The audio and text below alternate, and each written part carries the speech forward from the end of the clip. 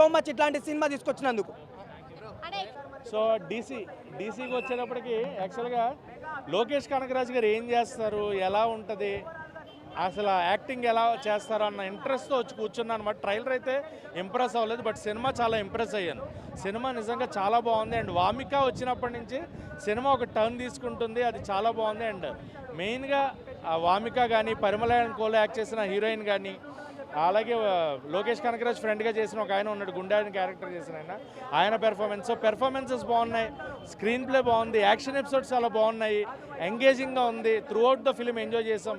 So engage create అవ్వడానికి main person ఒక ఆయన ఉన్నారు, ఆయన గురించి చెప్తున్నా. లోకేష్ కనకరాజ్కి ద బిగ్గెస్ట్ ఎసెట్ అని చెప్పొచ్చు అనిరుద్ధ్.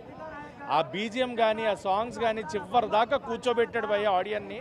బీజిఎం తోటి హైలైట్ అనిపించింది. సో అనిరుద్ధ్ ఏం తాకి కొడతాడు అనేది తెలీదు. రాజమౌళి గారికి కీరవాణి గారు ఎలాగో, లోకేష్ కనకరాజ్కి అనిరుద్ధ్ అలాగా. సో బీజిఎం పీక్స్ చాలా ఎంజాయ్ చేశాను నేను. మళ్ళీ వినాలి ఆ సాంగ్స్, మళ్ళీ ఆ బీజిఎం వినాలి. ఓఎస్టీ ఎప్పుడు రిలీజ్ అవుతుంది అన్నంత ఇంపాక్ట్ క్రియేట్ చేశారు. సో సూపర్ బీజిఎం అనిరుద్ధ్ ఇచ్చింది. అండ్ లోకేష్ కనకరాజ్ పెర్ఫార్మెన్స్ కూడా సూపర్ ఉంది.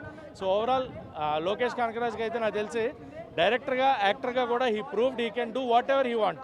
డైరెక్టర్ చేయొచ్చు, యాక్టర్ చేయొచ్చు అనమాట. సో అలా అనిపించింది cinema. Overall good film to watch in theatre. ఇప్పుడే కొరియన్ కనకరాజు చూశాను భయ కొరియన్ కనకరాజు సినిమా కారిపోయిన భయ థియేటర్లో దెయ్యాలు భయ, ఎక్కడ చూసినా దెయ్యాలు, సీట్ల కింద దాంకునేసాను భయ. అయ్య బాబు, కొరియన్ డ్రామాలో కొరియన్ దెయ్యం, తెలుగు దెయ్యం, ఏ దెయ్యాలు వచ్చి భయపెట్టా ఏం అర్థం కాలేదు భయ.